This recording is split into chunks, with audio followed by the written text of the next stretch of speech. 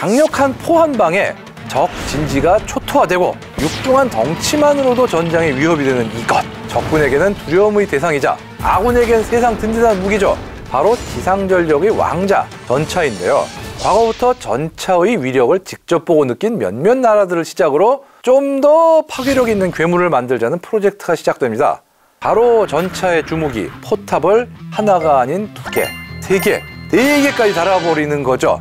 그렇게 해서 최초의 다보탑이 아니고 다포탑 전차가 세상에 등장하게 됩니다. 과연 이 신박한 무기는 전장에서 어떤 활약을 보여줬을까요? 한번 알아보겠습니다.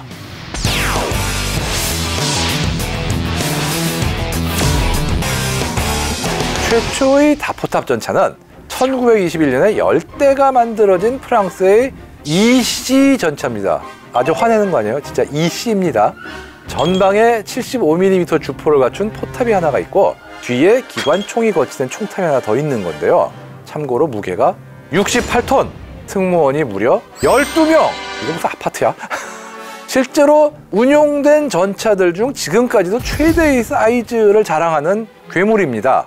하지만 본격적으로 다포탑 유행을 만든 주범이 따로 있어요. 1925년에 나온 영국의 인디펜던트 전차입니다. 가운데 47mm 주포를 갖춘 포탑이 딱 하나가 있고 그 주변에 기관총이 장착된 총탑을 4개나 둘러싸게 만든 그런 디자인이죠. 이것도 운용 인원이 많아요. 8명 탑니다. 이 획기적인 디자인의 인디펜던스 전차는 실전에 투입됐다면 꽤나 괜찮게 쓰였을 것 같은 느낌이지만 시제품 한 대만 완성됐고 실전에 투입된 적도 없습니다. 하지만 이 웅장한 자태에 낚인 나라가 많았습니다. 1920, 30년대 독일, 일본, 소련이 비슷한 다포탑 전차 시제품을 만들었어요. 일본은 1931년과 35년에 각각 91식과 95식 중전차라는 다포탑 전차 시제품을 만들었고요. 독일은 신형 건설 차량이라는 암호명으로 다포탑 전차를 시험적으로 5대를 제작합니다. 왜냐? 이거 개발할 때만 해도 아직 베르사유 조약이 살아있던 때라 독일에서는 전차 개발을 공식적으로 못했거든요. 그래서 우리는 건설용 포크레인 같은 거 만드는 거야 라고 뻥을 치면서 전차를 몰래 만들고 있던 거죠. 일본의 95식은 70mm 주포와 기관총을 가진 주포탑과 37mm 대전차포 및 기관총을 갖춘 부포탑을 장착을 했고요. 독일의 신형 건설 차량은 75mm 주포와 37mm 부포 그리고 기관총을 갖춘 주포탑과 이정의 기관총을 갖춘 부포탑을 갖췄습니다. 하지만 이 다포탑 전차의 가장 진심이었던 나라는 정작 소련이었습니다. 1931년에 T-24를 시작으로 34년에는 T-28 전차가 등장했고요. 35년에는 T-35 전차를 배치했습니다. 이 T-28과 T-35는 각각 503대와 59대가 생산되어 생산량도 무시 못할 수준이었는데요. 아마도 세계에서 가장 많이 생산되고 실전 배치가 된 다포탑 전차들일 겁니다. T-28 전차는 76mm 주포 한문과 5정의 기관총을 무장했습니다. 가운데 주포탑이 있고 앞에 2개의 총탑이 있었으며 전차 무게는 28톤에 승무원은 6명이었고요.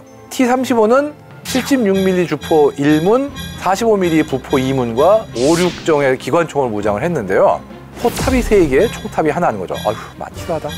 전차 무게는 45톤, 그 시대로는 굉장히 무거운 편이고 승무원이 무려 10명인데요. 규정에 따라 이 전차 안에 정치장교가 따로 배치가 됐어요. T-35의 전차는 크기도 커요. 길이는 10m 가까이 되고 폭 또한 3.2m.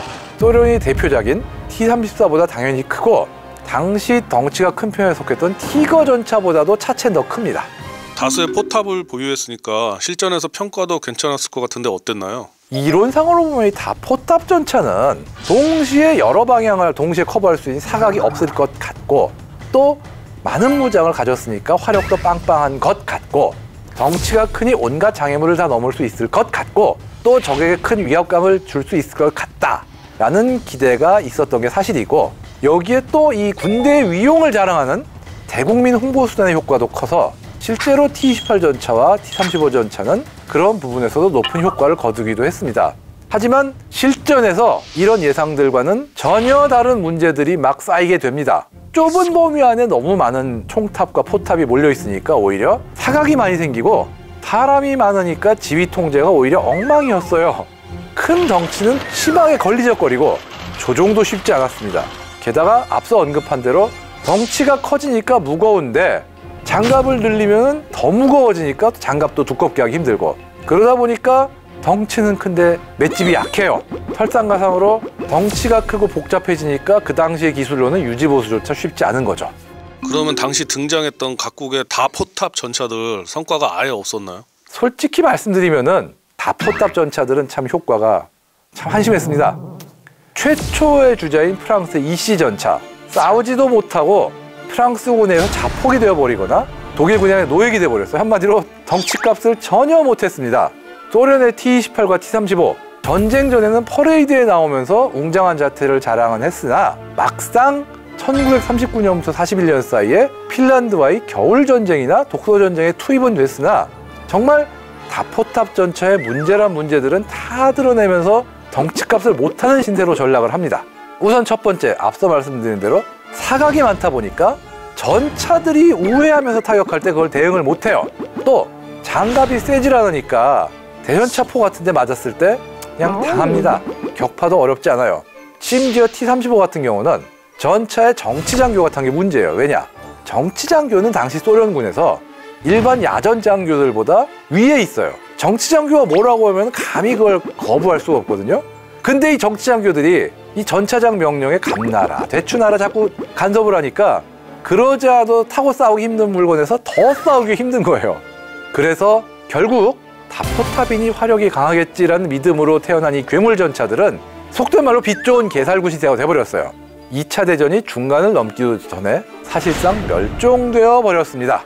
만약에 현재의 기술로 다포탑 전차를 만든다면요, 앞서 소개한 전차들 중 어떤 전차가 가장 효과적으로 전장에서 쓰일 수 있을까요? 기술이 발달했다고 하지만 결국은 포탑이 늘어나면은 필요 이상으로 크고 필요 이상으로 무겁고, 그러다 보니까 방어력을 늘리기도 힘들고, 솔직히 그럴 바에야 그냥 포탑 하나짜리 전차의 퍼포먼스를 늘리고 그런 전차를 여러 대를 팀을 짜서 네트워크를 형성하게 하는 게 낫지, 욕심을 부려가지고 다 포탑 전차를 만드는 거는 정말 제 생각에는 현대 기술이라고 사정이 나아질 것 같지는 않습니다.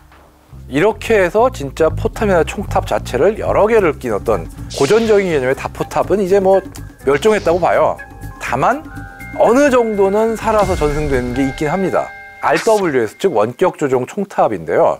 물론 이게 고전적인 다포탑하고 똑같은 개념은 아니지만 전차의 포탑 위에 이 주 포탑과는 별개로 움직이는 어떤 총탑이 따로 있는 그런 셈이거든요. 그렇기 때문에 뭐 넓은 의미로 보면은 어떤 다포탑 개념의 현대화 뭐 이런 식으로 볼 수가 있고, 또 최근 프랑스와 독일이 합작으로 개발한 어떤 차기 전차 시제품인 EMBT라는 차량은 위에 무인 총탑이 2개가 있어요. 뭐 어떻게 보면은 총탑이 3개가 달려있다 뭐 이렇게 얘기할 수도 있는 건데, 다포탑 개념이 똑같진 않아도 약간은 살아남아 왔다, 그렇게 해석할 수도 있긴 하겠네요.